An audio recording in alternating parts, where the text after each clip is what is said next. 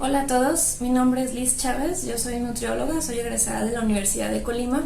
El día de hoy voy a platicarles sobre el tema de catabolismo de los esqueletos de carbono de los aminoácidos. Bueno, como ustedes ya saben, para eliminar los aminoácidos lo primero que ocurre es una transaminación para poder excretar el nitrógeno en forma de urea. Lo que nos queda entonces va a ser un esqueleto de carbono que a través de diferentes reacciones metabólicas va a ser transformado en intermediarios anfibólicos, es decir, que se va a transformar en sustratos que pueden llevar tanto a anabolismo como a catabolismo. Estos esqueletos de carbono pueden transformarse ya sea en hidratos de carbono o en lípidos, es por eso que los vamos a estar llamando como cetogénicos si es que se transforman en lípidos o glucogénicos si es que se transforman en hidratos de carbono. Incluso hay algunos que pueden ser mixtos, es decir, que nos pueden llevar a las dos vías. Ahorita quiero darles una introducción, una visión general sobre el catabolismo de estos aminoácidos y cómo es que sus sustratos se integran en el metabolismo. Aquí tenemos una visión general del metabolismo. Podemos ver encerrados en círculos algunos de los sustratos en los que termina el catabolismo de los aminoácidos. Estos van a ser piruvato, acetilcoenzima A, alfa-cetoglutarato, succinilcoenzima A, fumarato, oxalacetato y acetoacetato. Vamos a estar clasificando los aminoácidos por colores. El color verde serán los glucogénicos, en rojo los cetogénicos y en naranja los mixtos. Empezando por aquellos que terminan en piruvato, estos son alanina, cisteína, glicina, hidroxiprolina, serina y treonina. En acetilcoenzima A terminan la isoleucina y triptófano, que son mixtos, y la leucina, que es cetogénico.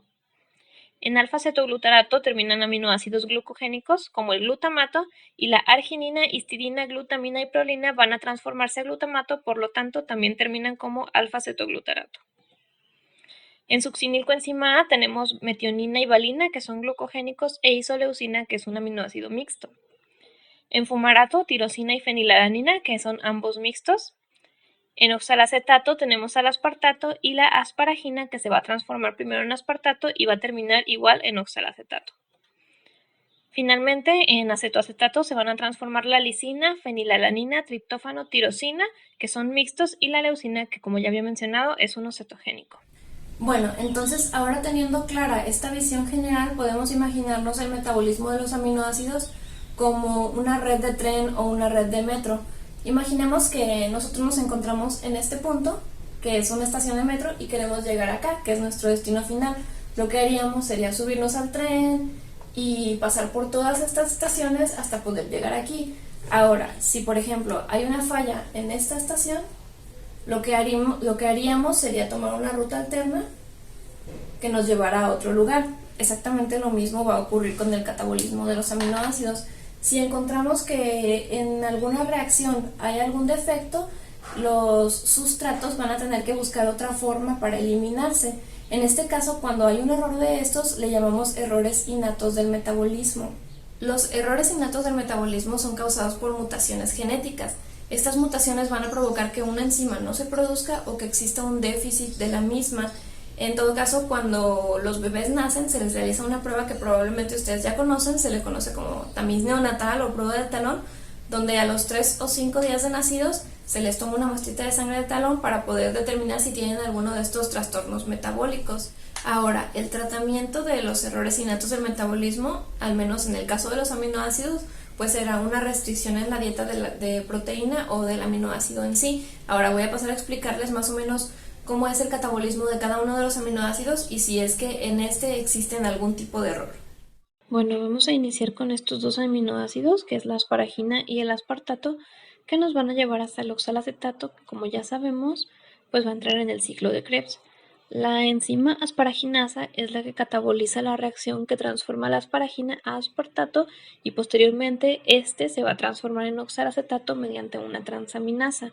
En esta vía no se conocen errores innatos del metabolismo, ya que, por ejemplo, un error en las transaminasas pues sería incompatible con la vida. En cuanto a estos aminoácidos, las reacciones que ocurren pues son bastante similares. La glutaminasa es la que va a transformar la glutamina a glutamato y posteriormente este se va a transformar en alfa-cetoglutarato mediante una transaminasa. Como ya les había mencionado, hay diversos aminoácidos que van a transformarse a glutamato para al fin terminar como alfa-cetoglutarato. En esta vía metabólica tampoco se conoce ningún error innato. La prolina es uno de los aminoácidos que no pasa por una transaminación antes, entonces va a retener su nitrógeno hasta su conversión a glutamato. En su catabolismo lo primero que ocurre es que la enzima prolina deshidrogenasa va a catabolizar la acción que transforma la prolina en delta 1 pirrolina 5 carboxilato.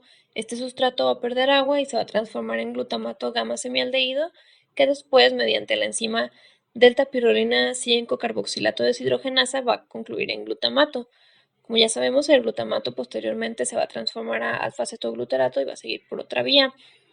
En el caso de la prolina, sí existen dos errores innatos del metabolismo que se conocen, que es la hiperprolinemia tipo 1 e hiperprolinemia tipo 2. La tipo 1 se da por el bloqueo de la oxidación que es catalizada por la prolina deshidrogenasa, mientras que la tipo 2 se da por el bloqueo de la delta pirrolina 5-carboxilato deshidrogenasa. Estos errores del metabolismo no son letales, son compatibles con una vida adulta normal. Únicamente podrían llegarse a presentar convulsiones, déficit intelectual o retraso en el desarrollo. El catabolismo de estos aminoácidos inicia por una reacción catalizada por la enzima arginasa, que se va a encargar de transformar la arginina en ornitina, y posteriormente esta a glutamato gamma semialdehído por la enzima ornitina delta aminotransferasa. En este catabolismo de aminoácidos sí pueden existir algunos errores. El primero de ellos es la argininemia, que sería por una falla en la arginasa, y esta enfermedad presenta algunos síntomas neurológicos progresivos. También puede haber espasticidad, es decir, que los músculos se encuentran rígidos o contraídos, mientras que la otra es la hiperornitinemia, que es por una falla en la ornitina delta aminotransferasa, y esta se asocia con una enfermedad llamada atrofia girada de la coroides y de la retina. En esta enfermedad existe una reducción del campo visual por atrofia de la corioretina en la periferia, y que posteriormente con los años va aumentando el resultado a una pérdida de la visión central. Incluso puede llegar a presentar miopía, astigmatismo o cataratas. En cuanto a la histidina, su catabolismo va a iniciar por una reacción catalizada por la histidasa, que la va a convertir en uroconato. Después, a través de diversas reacciones, vamos a conducir el catabolismo hacia glutamato y alfa-cetoglutarato posteriormente. En esta vía sí existen algunos errores innatos. En este caso sería por una deficiencia de la histidasa, que nos llevaría a histidinemia o aciduria uroconática, que son trastornos metabólicos que son benignos. Ahora, pasando a la glicina, esta es catabolizada por un complejo de división que está formado por 3 enzimas y una proteína. Este complejo realiza 3 reacciones catalíticas. La primera es que una glicina deshidrogenasa va a realizar una descarboxilación, después una aminometiltransferasa para formar amoníaco y 5,10-metileno tetrahidrofolato, y por último una dihidrolipoamida deshidrogenasa para la reducción del NAD. En esta ruta metabólica hay un error conocido como hiperglicinemia no cetósica, que es un error innato muy raro que puede ocurrir cuando cualquiera de las enzimas del complejo falla. Incluso también hay otra patología hereditaria, que es el síndrome de glicinuria, pero este se da por una disminución de la reabsorción tubular de glicina en los riñones. En cuanto a la serina, esta se va a transformar mediante una hidroximetiltransferasa a glicina, entonces va a continuar por la vía metabólica que acabamos de ver. Ahora, la alanina es uno de los aminoácidos que se transforma a piruvato, esto gracias a una enzima llamada alanina aminotransferasa. Debido a que es tan fundamental en el metabolismo, no se conocen errores metabólicos en esta vía, ya que no sería compatible con la vida. Pasando a la cistina y cisteína, la cistina es reducida a cisteína por una enzima que se llama cistina reductasa.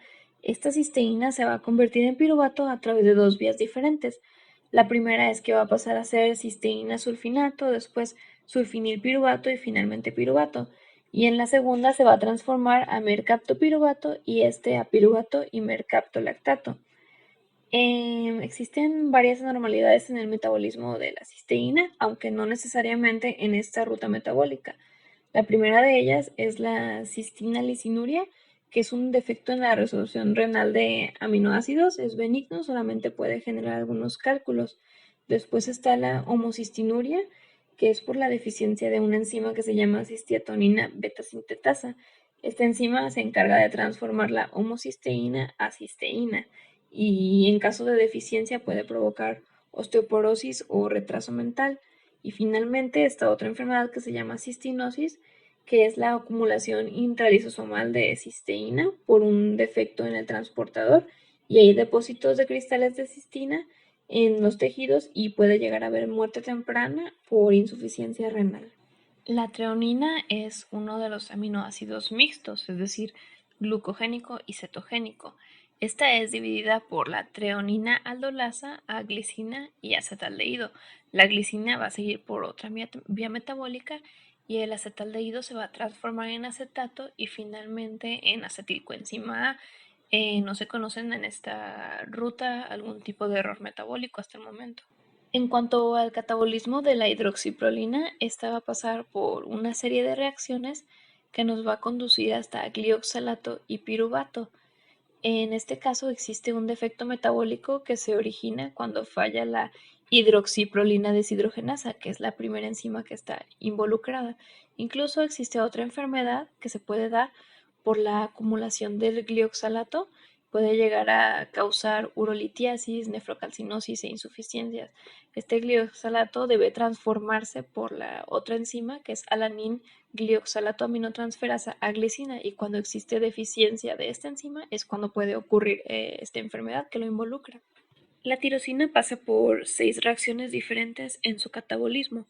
La primera de ellas es que una enzima llamada tirosina transaminasa la va a transformar a p-hidroxifenilpiruvato. Este va a transformarse a homogentisato mediante la p-hidroxifenilpiruvato hidroxilasa, que sería una segunda reacción. El homogentisato se va a transformar en maleil acetoacetato junto con la enzima homogentisato oxidasa y hierro como cofactor. El maleil acetoacetato debe de reestructurarse y después se va a transformar a fumaril acetoacetato por otra enzima llamada maleil acetoacetato cis trans isomerasa. Este sustrato, fumaril acetoacetato, se va a dividir en dos. Primero se va a transformar en fumarato y después en acetoacetato por otra enzima que se llama fumaril acetoacetato hidrolasa. El acetoacetato se le va a unir a una coenzima A y vamos a obtener acetilcoenzima A y acetato. Hay varios trastornos metabólicos que se asocian con el catabolismo de la tirosina. El primero de ellos es la tirosinemia tipo 1, que ocurre cuando falla la tirosina transaminasa, que es la enzima que cataliza la primera reacción. En este trastorno puede provocar manifestaciones oculares, cutáneas o déficit intelectual. También está la tirosinemia neonatal, que es por un defecto en la p-hidroxifenilpiruvato hidroxilasa. En esta, pues generalmente se da en prematuros y aparece y desaparece después de los 2 meses de edad. También suele ser benigna. Otra de ellas es cuando ocurre un fallo en la homogentisato oxidasa que nos puede llevar a una enfermedad que se llama alcaptonuria, que provoca oscurecimiento de la orina cuando se expone al aire por la oxidación del homogentisato que se llega a acumular, además de que también puede provocar una coloración gris-azul de la esclerótica y del hélix de la oreja, puede provocar incluso artritis. Y por último, la tirosinemia tipo 1, que es un defecto que ocurre en la fumaril acetoacetato hidrolasa, también es la tirosinemia más clásica. Como resultado, pues hay una acumulación de fumaril maleil acetoacetato que causa daño hepatorrenal debido a la transformación de estos a succinilacetona y a succinilacetato. Estos compuestos, bueno, intervienen en la síntesis del porfobilinógeno que, como ya sabemos, se necesita para formar el grupo hemo. En cuanto al catabolismo de la fenilalanina, esta va a ser convertida mediante la fenilalanina hidroxilasa a tirosina y va a seguir por la misma ruta metabólica que acabamos de ver. En esta reacción puede ocurrir un error, que es cuando falla la fenilalanina hidroxilasa, se le conoce como fenilcetonuria. Esta enfermedad provoca déficit intelectual y complicaciones neuropsiquiátricas porque hay una acumulación de los metabolitos como fenilacetato, fenillactato y fenilacetoglutamina. También puede ocurrir debido a que haya defectos en la coenzima que es la dihidrobiopterina reductasa. En el caso de la lisina, esta va a pasar por 6 reacciones para formar crotonilcoenzima A, que se va a degradar a acetilcoenzima A y a dióxido de carbono. En esta ruta pueden existir algunos defectos metabólicos también. El primero de ellos provoca hiperlicinemia, que se da por un defecto en la enzima bifuncional, que es la aminoadipato semialdehído sintasa. Esta es la que cataliza las primeras dos reacciones y puede aumentar la concentración de sacaropina en sangre generalmente. También puede existir un defecto metabólico en la reacción número 6, que es la transformación del glutarilcoenzima A a crotonilcoenzima A. Este defecto está caracterizado por cifras altas de glutarato y de sus metabolitos. El triptófano se degrada mediante la vía de la quinurenina antranilato hasta formar alfa-acetoadipato, que después se convierte en acetilcoenzima A. Como podemos ver, el catabolismo del triptófano requiere de algunos micronutrientes para poder realizar sus reacciones. Por ejemplo, la triptófano oxigenasa requiere de hierro y la quinureninasa requiere de fosfato piridoxal.